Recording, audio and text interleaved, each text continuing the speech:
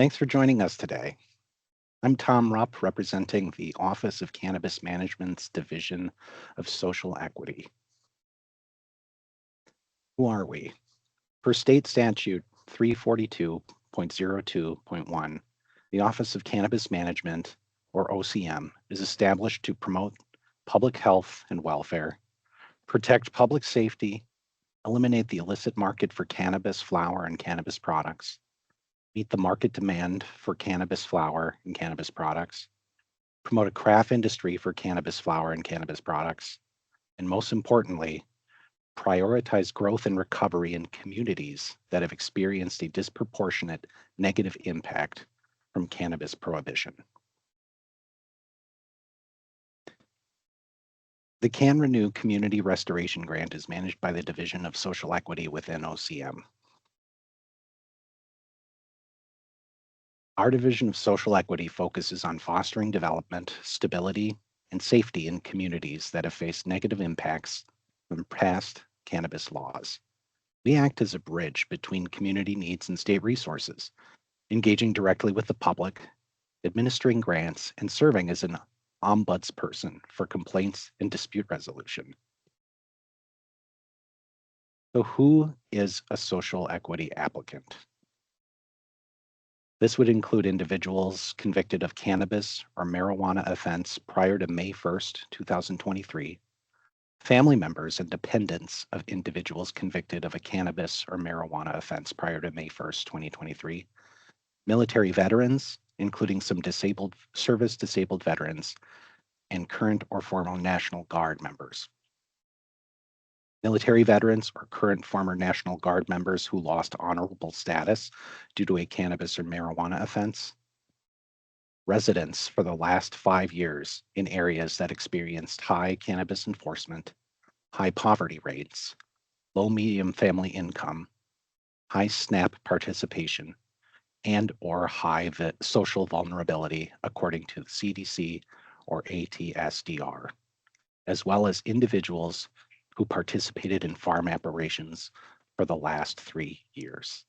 For more details, our PowerPoint will be available. You can click on the link to get to section 342.17 of Minnesota statute, or click on the QR code on the screen. Let's get to the grant. The CanRenew program is designed to support eligible organizations that invest in communities with long-term residents who qualify as social equity applicants. Keep in mind that grant projects do not need to relate to cannabis. The grants range from $50,000 to $200,000, and projects typically last 12 months. High impact projects with a shorter duration are fine. Our priority is to fund organizations with strong community backing, a focus on youth engagement, and a proven track record of successful investments. A few definitions within our program. Community investments refers to projects or programs that improve community life. This can include economic development, health improvement, violence prevention, youth programs, or legal aid. Again, projects do not have to relate to cannabis. An eligible community is a community where residents qualify as social equity applicants. An eligible organization for our grants is any group that invests in social equity applicant communities, such as schools, nonprofits, businesses, community groups, local governments, and partnerships between different types of organizations.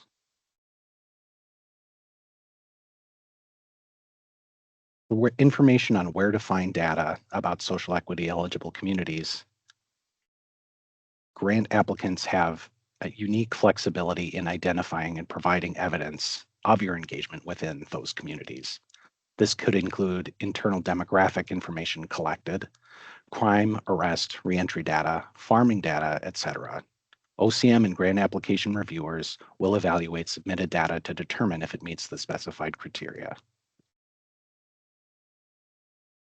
We encourage and would expect best practices to be used throughout your applications.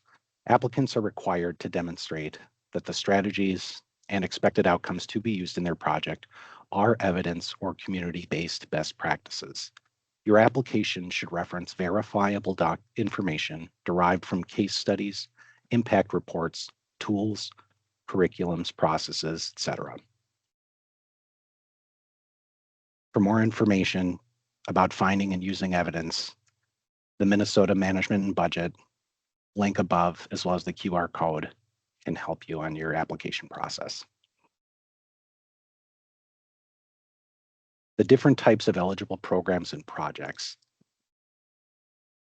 are economic development, violence prevention, civil legal aid, improving social determinants of health, and youth development.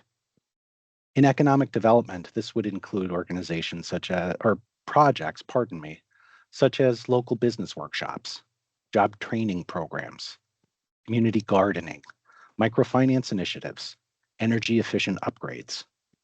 For violence prevention, this would include school-based anti-bullying programs, early childhood home visitation, community-based violence prevention, support services for survivors, restorative justice programs.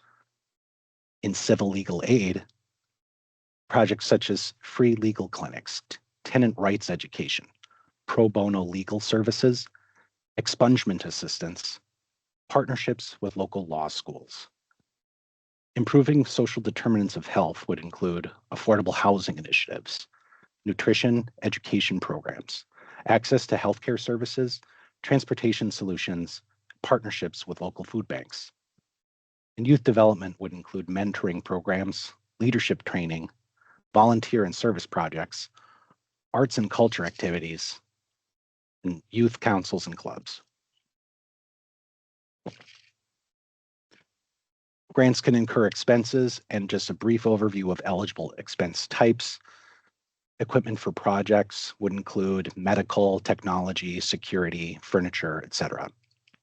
Training experiences would include conducting those trainings, materials, space, etc. Supplies, consumables would be food, beverage, childcare for community meetings or trainings.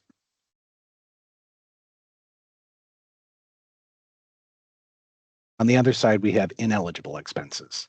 These would include an organization's everyday operating expenses, infrastructure improvements, staff performance incentives, bonuses, lobbying, purchase of land or buildings, pre-award costs or expenses, administrative costs exceeding 10%, or revenue generating activities. Let's take a look at the application overview. The application is available online at the OCM website. The date application opened up on February 10th at 8 a.m., and the application will be closing March 24th at 11:59 p.m. There will be a review period where community reviewers will review applications between March and April. It's about a 2 to 3 week period. Grant awards will be announced mid-May 2025, with activities beginning June 30th, 2025, and activities must be completed for this round by June 30th, 2026. Related to your application's data privacy, per Minnesota statutes, the names and addresses of grant applicants and amount requested will be public data once proposal responses are opened. All remaining data in proposal responses, except trade secret data as defined and classified in Minnesota statutes, section 13.37, will be public data after the evaluation process is completed. For the purposes of this grant, data will be considered public when all the grant contract agreements have been fully executed. All data created or maintained by OCM as part of the evaluation process, except trade secret data, will be public data after the evaluation process is completed. As far as content overview, your application will contain a project description, a brief title summarizing exactly what the project is intended to accomplish, contact and eligibility information of authorized representatives, attestations, and exhibits. There's a narrative section, which is the scored portion of your project application. It will include your budget. There's a template available online on our website. and a work plan, again, a template available on our website. The breakdown of the scoring components would be organization capacity and relevant experience, project design, methods and work plan, diverse outreach and community partnership, performance and evaluation, budget and matching. There's a total of 100 possible points, and we'll talk about the breakdown in the following slides.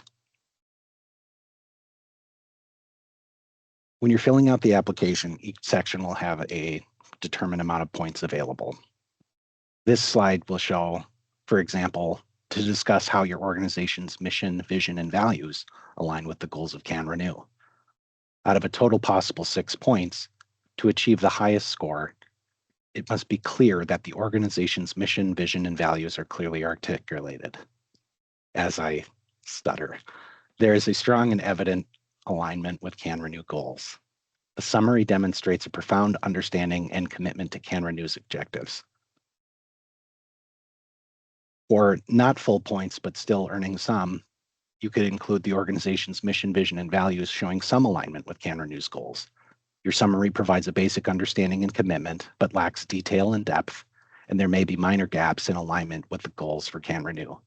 For very few to 0 points, the organization's mission, vision, and values would not align with CanRenew's goals. The summary is unclear or missing, and there's no demonstration of understanding or commitment to CanRenew's objectives. The application has lots of documents for download and different exhibits. This slide shows on our website what it looks like and where you can find these resources. All these documents are available at mn.gov/ocm/social-equity/canrenew.jsp or by using the QR code below. In preparing your application, use Exhibit A, the CanRenew Community Restoration Grant application, to prepare for the online application. This is meant to help you prepare all of the needed questions and answers to fill online. Use it as a guide. Do not upload this exhibit to FormStack. It will not be reviewed.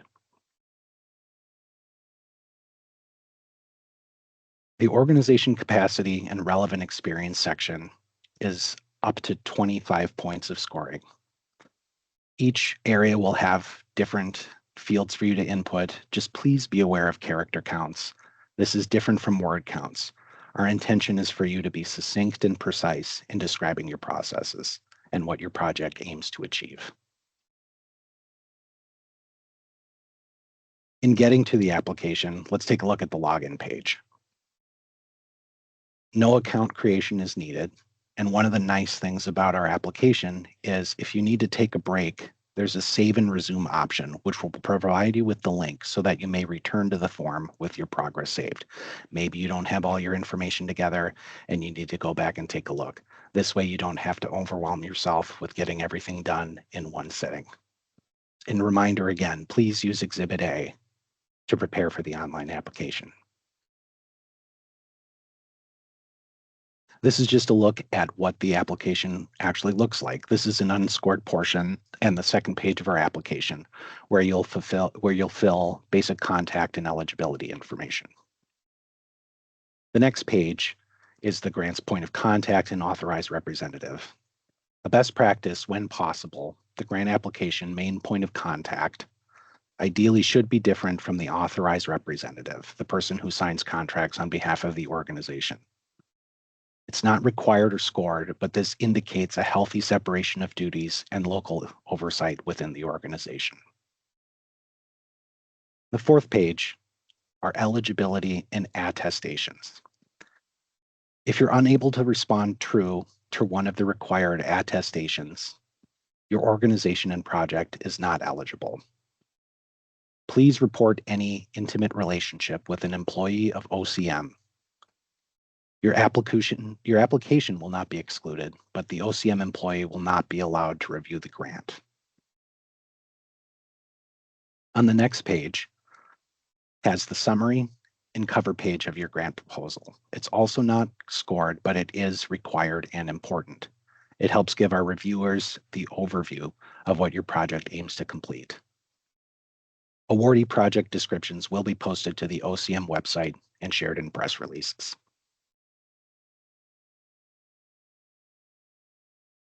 Organizational capacity and relevant experience is up to 25 points of your score. It's where you describe how your organization's mission, vision, and values align with the goals for CanRenew. Where you describe your organization's history with working with social equity applicant eligible communities, and where to report if you have previously received grants from any source for similar projects. The scoring criteria is intended for you to tell your story. In order to achieve the most points, ensure to have a clarity of mission, vision, and values, in alignment with the CanRenew goals, a level of understanding and commitment to CanRenew's objectives. If your project serves an SEA eligible population, and if you've previously received a grant. Organizational capacity and relevant experience continued. This is where you're going to describe your organization's past program experience, relevant staff expertise, and representation of the community served. You'll also be asked to provide specific work examples of your organization's previous work within social equity applicant communities. Example of work samples may include impact reports, case studies, testimonial, portfolio, research paper, annual reports, press coverage, program evaluations, client success stories, infographics, and performance metrics. For the scoring criteria, include, for the most points, examples of past program experience, relevant expertise of current staff in priority areas, the alignment with culture served through stakeholder engagement strategies, staff board representation, and lived experiences. Examples of applying knowledge to achieve grant objectives, narrative example, or work sample showing significant measurable positive outcomes in alignment with the goals of the grant program. The project design, methods, and work plan section is worth up to 25 points. Here, you'll provide a detailed timeline from start to finish, including milestones, tasks, and the project period.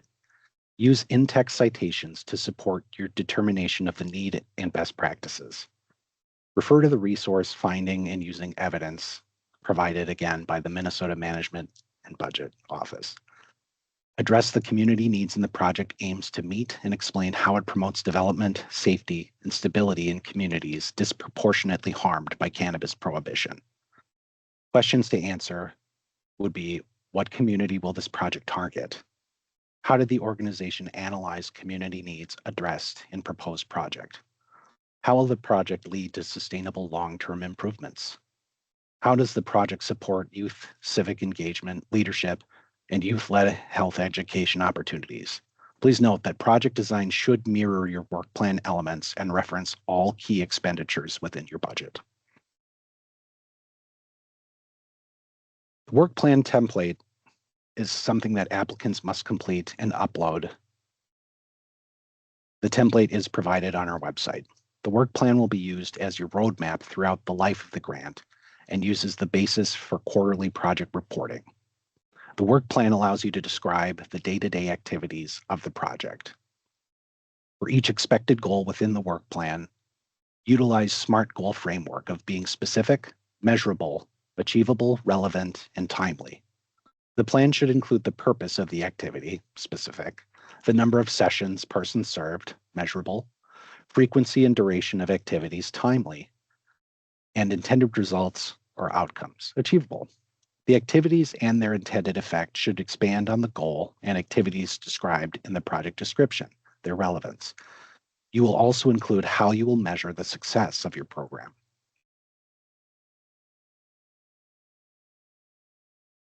For scoring criteria, make sure to be comprehensive with an organized timeline, clear milestone tasks, and project periods. Explain your strategies for promoting development, safety, and stability, and include detailed description of community needs.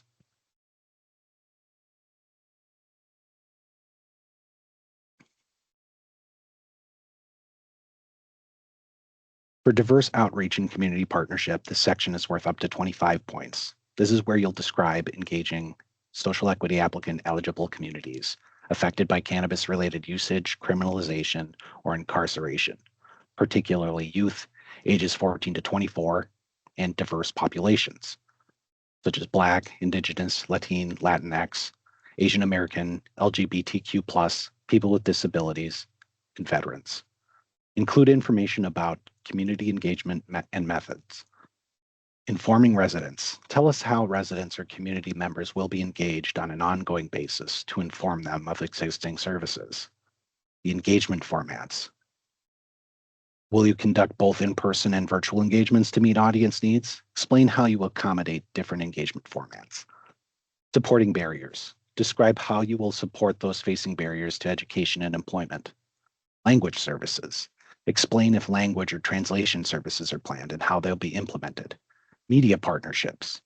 Are you partnering with diverse media outlets to deliver messages to target populations? Describe those partnerships. Community partnerships should be trusted community organizations. Describe how your organization is partnering with community organizations that already have established trust within your communities. For communities served, tell us about the communities your partners serve or represent. Optionally, you can include letters of support. They're not required, but can be included. Letters may be written by collaborators, community partners, program participants, or similar entities or individuals who can speak to the value of the proposed work in your organization's capacity to achieve its goals. You may upload up to 3 letters of support.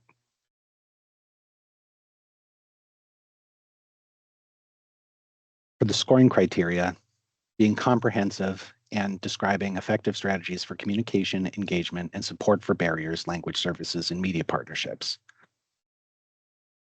Outline strong and effective partnerships with strong community organizations, comprehensive information about community serve, and letters of support submitted. Performance and evaluation is worth up to 10 points, or 10% of the total score. Here, you'll provide a description of the positive impact that this project is expected to generate for the community. Questions to answer. What changes will result from this project? You'll describe performance measures and how services will reduce systemic inequities and/or increase economic mobility. What qualitative and quantitative data will be collected to measure project success? How will performance data be used to improve project outcomes? The scoring criteria for the optimal score would be comprehensive description of expected changes and relevant measures, a detailed plan for collecting qualitative and quantitative data, which is linked to project success, and plan for using performance data to make necessary adjustments and improve project outcomes.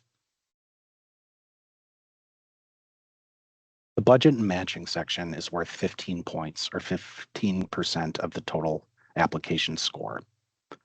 Complete the budget template for this proposed project and describe the sources and amounts of any non-state funds or in-kind contributions that will supplement grant money. Your proposed budget will be reviewed based on the following criteria. Budget is clearly defined, including expenses, and realistically aligns with the objectives and scope of your project.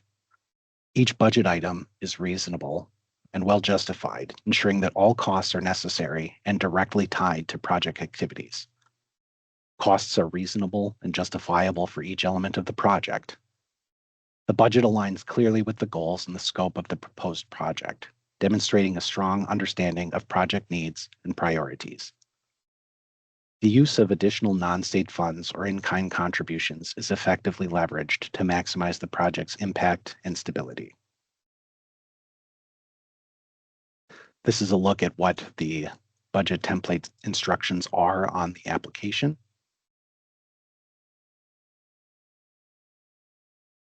This is an example of the budget template for you to complete. As you can see, there's a breakdown of the different categories for your budget, whether there's personnel and fringe benefits, equipment, travel, training, meetings and conferences, etc.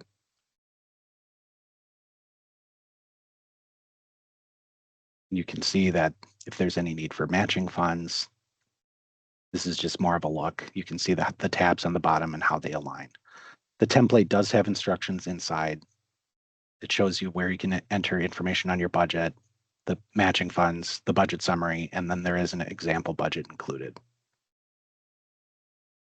This is just showing the example budget tab and how to include information and how they roll into the template itself. For example, on the line 7, it's showing staff descriptions and how the salary for a full position, including their fringe benefits, are calculated if only 0.25 of an FTE is needed.